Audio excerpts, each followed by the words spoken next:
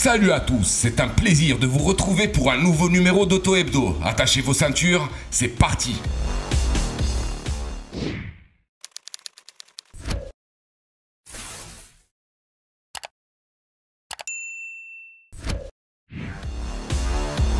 La liste des manifestations professionnelles, culturelles ou sportives terrassées par le coronavirus n'en finit pas de s'allonger. Dernière victime en date, le salon automobile de Casablanca. L'IVAM nous apprend en effet que la 12e édition du Salon Auto Expo, prévue initialement en juin prochain, se tiendra un an plus tard, c'est-à-dire en juin 2021.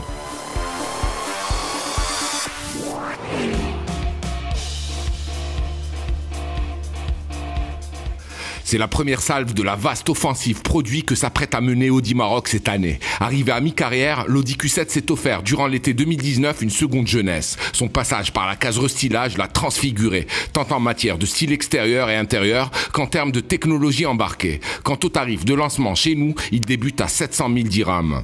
Tous les détails concernant la gamme marocaine post-facelift du mastodonte d'Ingolstadt sont à découvrir d'ores et déjà sur wandaloo.com.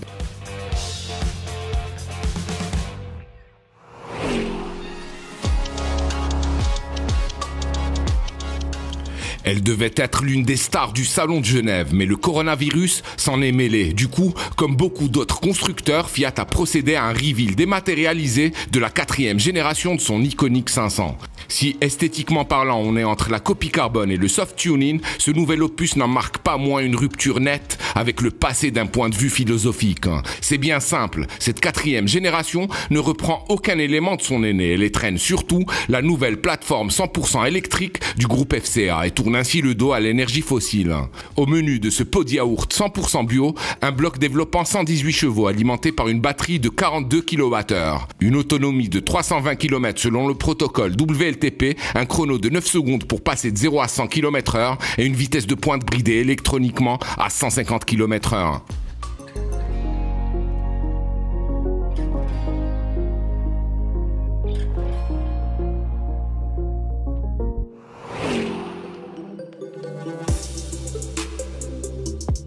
Séquence flashback, nous avions eu le privilège d'essayer le Ford Ranger Raptor en mai 2019 dans la région d'Essaouira à l'occasion des test drive internationaux de ce pick-up épique, cet engin de l'extrême. Aujourd'hui, l'heure de sa commercialisation au Maroc a sonné. Si vous voulez rouler dans quelque chose qui sort de l'ordinaire, stoppez vos recherches et préparez un chèque d'un peu plus de 630 000 dirhams. Et si vous trouvez la facture un peu salée, consultez au moins la vidéo de notre face-à-face avec cette bête au gabarit hors du commun qui abrite un 2 litres diesel biturbo de 213 chevaux et 500 Nm. Vous réviserez alors vraisemblablement votre jugement le concernant.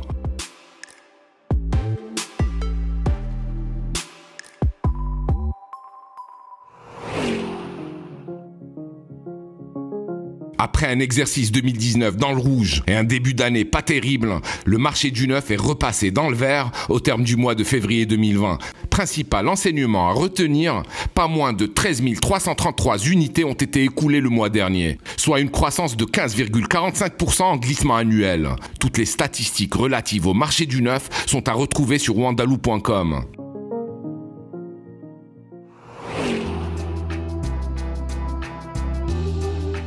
Nous achevons ce tour d'horizon hebdomadaire avec la 2e génération du Peugeot 2008 qui vient d'effectuer des débuts très remarqués sur notre marché. Avec son look plus affirmé, son intérieur mieux fini et plus connecté ou encore son bloc 1,5 litre Blue HDI décliné en 2 niveaux de puissance, à savoir 100 et 130 chevaux, cette 2e génération évolue d'une manière spectaculaire par rapport à son aîné. Et cela impacte logiquement la grille tarifaire qui débute à 209 900 dirhams.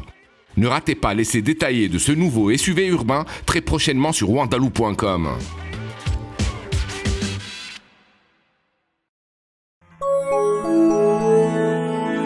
À très vite sur wandaloo.com.